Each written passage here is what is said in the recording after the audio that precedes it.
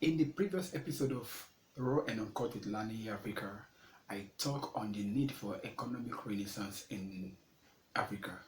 And on that topic, I was able to expose us to the understanding that the G8 are not powerful because of their political structure, but they are powerful because of their economic structure. And in that episode also, I concluded that the political independence of Africa is meaningless without the economic independence of Africa. Hi everyone, welcome to another episode of Raw and Uncut with Lani Africa. And in this episode, I will be taking us through one of the practical steps that we can take in order to bring about the economic renaissance that we so much aspire in Africa. And that is the need for Africa to reconceptualize its own education. Everything that surrounds the modern man is a product of education, which results in creating, inventing, investing, and venturing to the unknown. This means that education should be for the enhancement of the people, the development of an individual until they become source of help, solutions, and blessings to humanity. This also means that education should prepare a man to be able to serve his community, bringing to the table his own quota in meeting the social, economic, intellectual, and even spiritual needs of his nation. But in Africa, the distortion or misconception about education is that it is the quickest way to wealth. Most Africans are yet to know that education is a way to contribute to humanity, is a way to make discovery, is a way to help democracy work. The average educated person in Africa has just one overwhelming desire, which is to be employed, preferably at the top of some positions of an organization or of an office. Thus, commerce, industry, private enterprises, which are the fundamental keys for the development and growth of economy in any nation, have no attraction to the educated Africans. The reason behind this is not far from the fact that in Africa, education entered the continent with the intention of the colonial masters to make Africans accept the white superiority and the black inferiority, and to also make or raise from among the Africans those who can continue in that process or in the exploitation of the continent.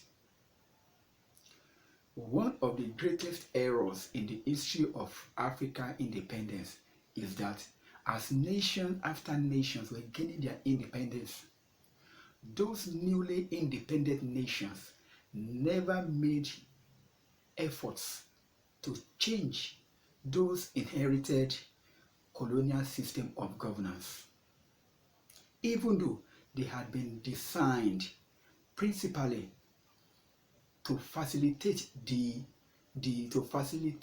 continued exploitation of natural and human resources in the colonies for the benefit of the colonial motherland. The truth is that education, the education that the colonial master designed for Africa, does not have the interest of the continent and the benefit of the Africans in the center.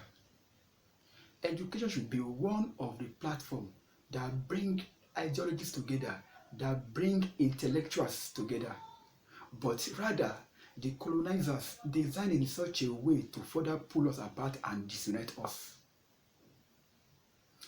It is in Africa you will discover that someone who is schooling in East Africa will be receiving a different context from someone who is schooling in West Africa.